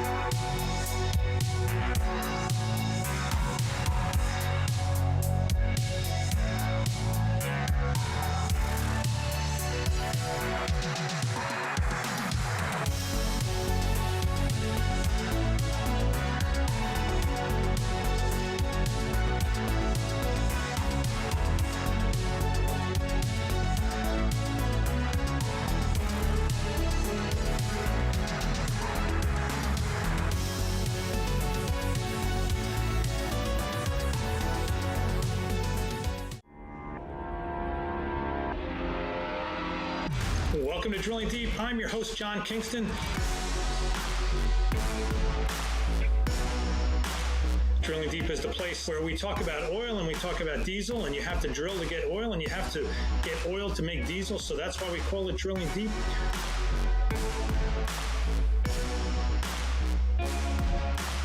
Drilling Deep drops every Friday on FreightWaves TV and all available podcast platforms. Welcome back to FreightWaves Now. It's time for a final check of your headlines this morning. Cummins will retire its L9 and X12 legacy engines and replace them with a new X10 engine technology, which will allow heavy and medium-duty trucks to operate on a variety of fuels. This move is consistent with the engine maker's plans to offer its X15 engine, which is powered by natural gas, propane, hydrogen, and possibly other combustible fuels, as an interim solution as it moves to zero-emission batteries and fuel cell technology. The fuel-agnostic engines all start from the same base engine, have different gasket components in order to get different fuel types. Ocean carrier Zim is expanding its e-commerce service into the Port of Baltimore, increasing the frequency of calls and size of ships visiting the port. The changes will occur in stages and will change calls from bi-weekly to weekly, with ship capacity increasing from 6,000 TEUs to 8,000 TEUs. The service increase comes as the Port of Baltimore is receiving millions of dollars in public and private funding for expansion projects, including in intermodal infrastructure like the Howard Street Tunnel in Baltimore proper.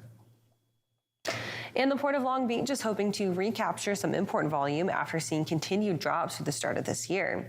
The port reported a 28.4% year-over-year decrease in January container volume, blaming shifts in consumer demands and shipping patterns for the plunge.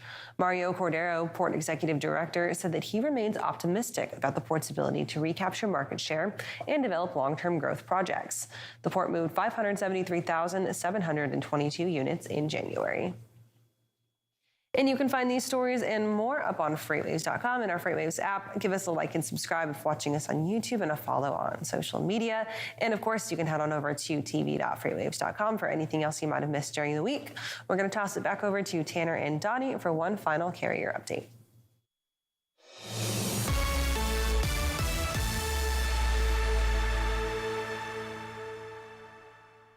Welcome into the final carrier update of the morning. We're going to be digging into a little bit of different lanes here. What's going on, Donnie? Well, before I jump into the lanes, Tanner, let me reiterate how important it is to pay attention to Kaylee's weather reports.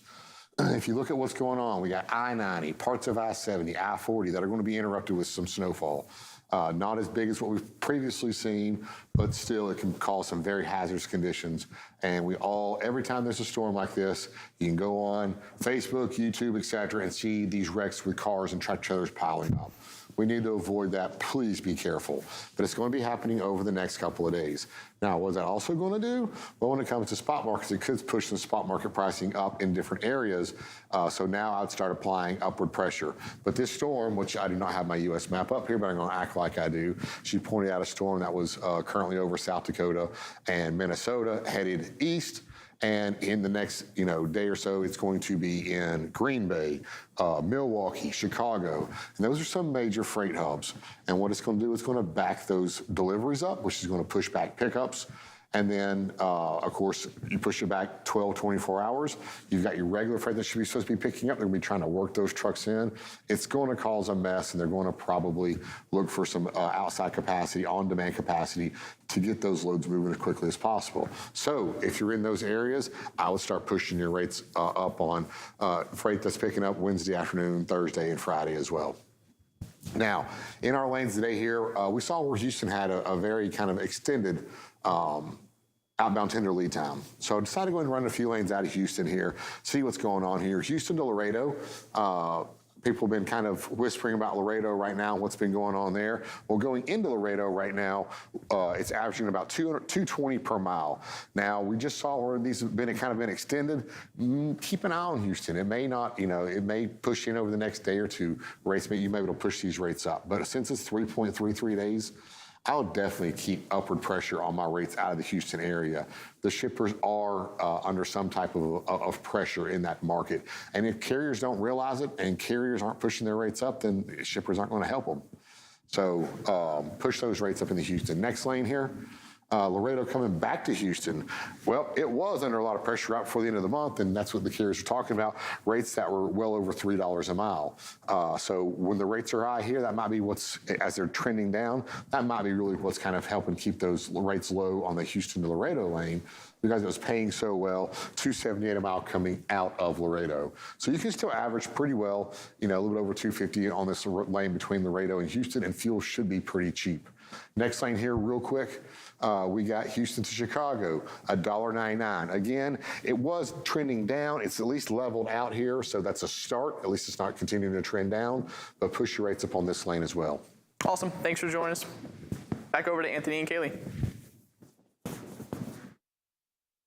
All right, guys, thanks for that. We are done here for your Valentine's Day. Hopefully you have some plans that are a little nicer than Isaiah's, or maybe you gifted yourself some flowers in the act of self-love, or maybe you're going to gift yourself some self-love by watching the FreightWaves Now for the rest of the day. Yeah, it's going to be good for you. And what's even better for you is, of course, the Global Supply Chain Week that's coming up in just a few days away here, really. It's countdown's beginning.